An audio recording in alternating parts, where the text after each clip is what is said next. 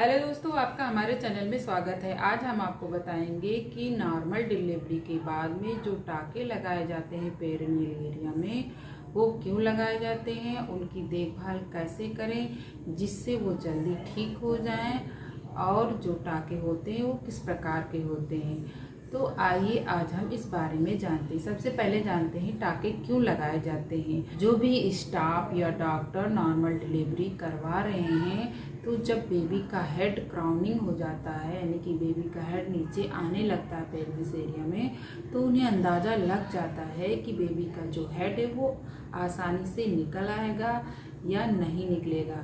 अगर बेबी का हेड बड़ा है और जो पेल्विक एरिया है उसकी स्किन टाइट है या निकले का रास्ता कम है, तो डिलीवरी करा रहा है स्टाफ या डॉक्टर वो समझ जाते हैं कि हमें इस एरिया में कट लगाने की ज़रूरत होती है।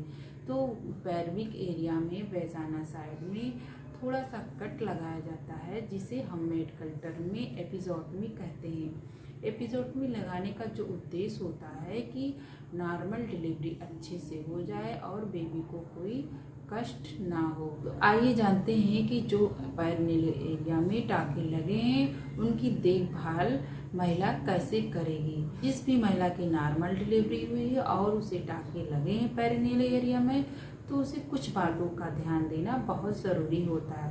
पहली बात होती है कि उस एरिया की साफ़ सफाई बहुत अच्छे से करनी चाहिए।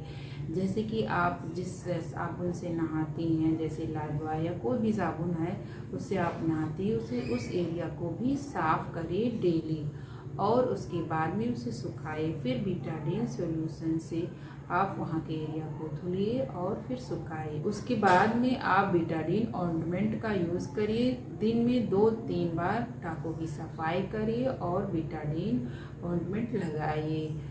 दूसरी ध्यान देने वाली बात होती है टाकों की सिकाई करना। अगर टाकों की सिकाई आप करती हैं तो आपको दर्द कम होगा, वहाँ पे इन्फेक्शन नहीं होगा, और जो आपका यूटेरस है वो भी बहुत ही हेल्थी हो जाएगा। इससे आपको 3 से 4 बार सिकाई ज़रूर करना है। सिकाई करने का जो तरीका होता है, एक बड़े से टब में आप गर्म पानी ले लीजिए। गर्म पानी इतना गर्म होना चाहिए जिससे आपकी स्किन सह सके, यानी कि बहुत ज़्यादा गर्म होना चाहिए।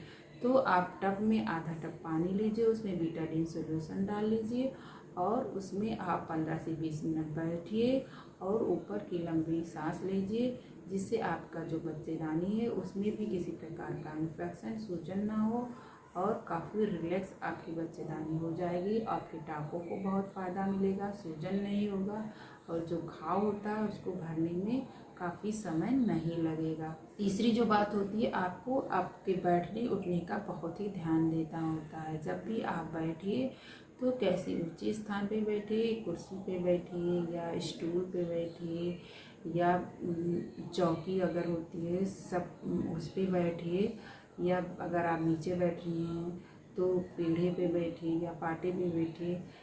इससे आपका जो बटक होता है उसके नीचे के एरिया में खिंचाव नहीं होगा, तो आपके टाके फैलेंगे नहीं और अच्छे से भर जाएंगे। और एक बात का ध्यान देना बहुत ज़रूरी होता है कि टाके जब भी गल गल के निकलेंगे तो आप घबराइए नहीं। बहुत सी महिलाएं बहुत परेशान हो जाती हैं कि टाके हमारे खुल गए हैं, तो टाके वो खुलते नहीं, वो गल के धीरे धीरे वो निकल जाते हैं और ये स्किन आपकी जो है अच्छे से भर जाती है। अगर आप इन सारी बातों का ध्यान रखेंगे तो आपके टाके अच्छे से सूख जाएंगे। टाकों के सूखने में 15 से 20 दिन या कभी कभी 1.5 महीने तक लग जाते हैं। तो अच्छे से अगर आप देखभाल करेंगी तो पेरिनियल एरिया का जो टाका होता है अच्छे से गल जाएगा। ये टाके गलने वाले होते हैं, इन्हें काटने की ज़रूरत नहीं होती है।